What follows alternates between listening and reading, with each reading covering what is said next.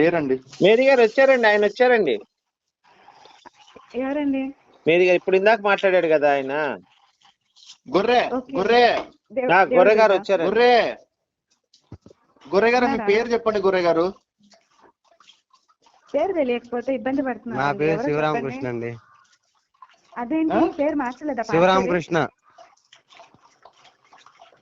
మీ పేరు హలో. మీ పేరుకి అర్థం ఏంటో తెలుసా? ఏంటండి చెప్పండి.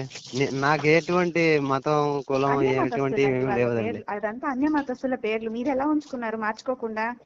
నేను ఎందుకు మార్చుకుంటానండి? బాప్తిజం నాకు ఏ తీసుకున్నప్పుడు కులం, మార్చుకోవాలి. నేను బాప్తిజం తీసుకున్నానో తీసుకోలేదో మీకు తెలుసా? బాప్తిజం తీసుకొని మార్చుకోండి. ఇక్కడ మా చర్చ్ ఉంది, రండి. ఎక్కడ గోపి గారే మేడం? పాస్టర్. గోపి గారే పాస్టర్. ఎక్కడ మేడం మీ వాళ్ళ చర్చి? చర్చిపోద్దు, వాళ్ళ చర్చిపోద్దు. అప్పుడు దశం భాగాలు ఆయనకి వెళ్ళిపోతాయి. ఇప్పుడు మళ్ళీ ఎందుకు చేశారు చెప్పండి? అరే నీకు జ్ఞానోదయం కావాలి కదా, అంటే మార్చుకోవాలా?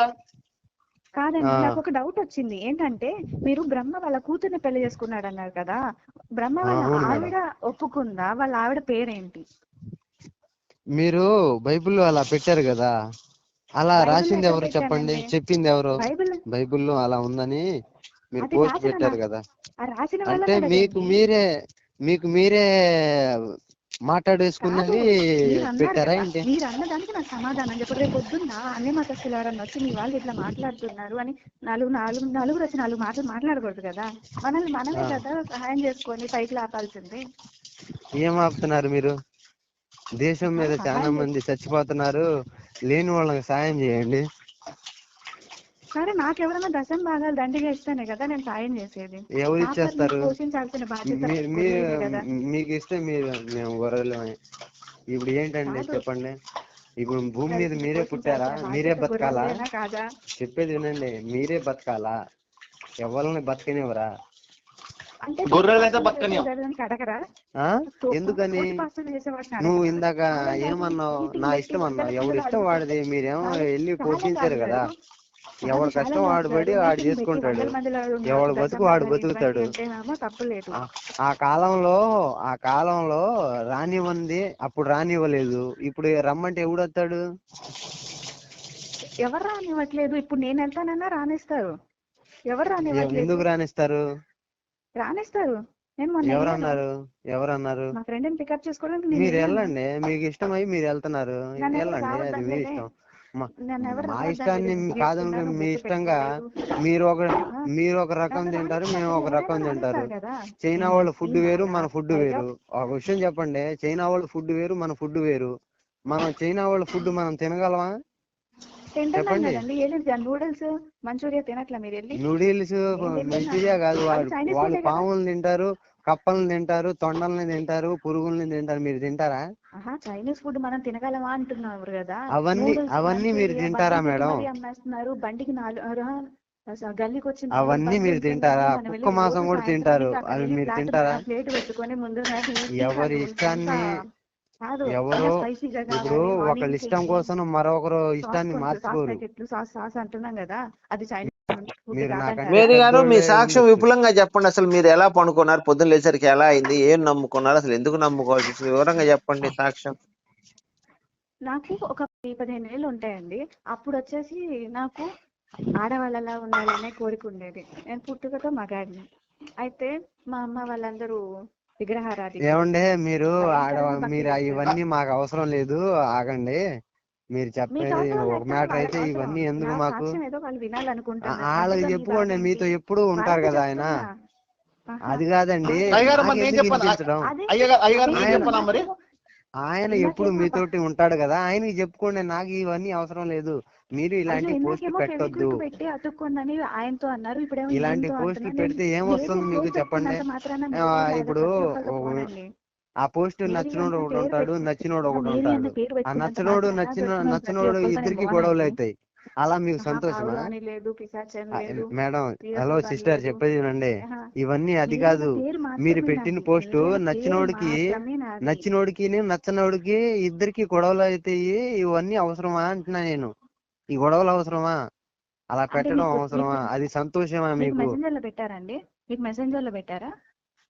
చూడమని పెట్టారే, ఫోన్ చేసి రిక్వెస్ట్ పెడతారు, చేశారా? పెడతారు. ఆ పెట్టారా? మీకు మెసెంజర్ లో పెట్టారా? పెట్టారు కూడా. లేదు లేదు లేదు, ఫేస్బుక్ పోస్ట్ లో పెడితే వీడు రియాక్ట్ అయినాడు. మనకి సంబంధం లేని వాటి మీ మీరు ఫోన్ చూసి అవును, మీరు మనకి ఫోన్ సంబంధం లేని డైరెక్ట్ గా పేజ్లో ఫోన్ నెంబరే మీరెందుకు పెట్టారు కదా మీరు, పెడుతున్నారు? అలా ఎందుకు పెడుతున్నారు? అవును, నా ఇష్టం. అదే నువ్వు ఫోన్ చేస్తావనే పెట్టినా. నేను ఫోన్ చేయాలని పెట్టినారా? ఆ, నేనే ఫోన్ చేస్తానని మీకు ముందే వాళ్ళ తెలుసా? మాకు యేసు చెప్పాడు. ఎవరు చెప్పారు? నిన్న నైట్ మేము మాట్లాడుకుంటున్నప్పుడు మాకు యేసు గారు చెప్పారండి. ప్రభు మీకంతా ముందే తెలుస్తాయి అన్నమాట. కనిపిస్తాడు. తెలుస్తాయి. మీకు అంతా ముందే తెలుసు అన్న సంగతి నాకు తెలియదండి. తెలుసుకోవాలి కదా. ఇప్పుడు తెలుసుకోండి. ఇప్పుడు తెలుసుకున్నారులేండి, మీకు తెలిసిపోతాయి అన్న సంగతి.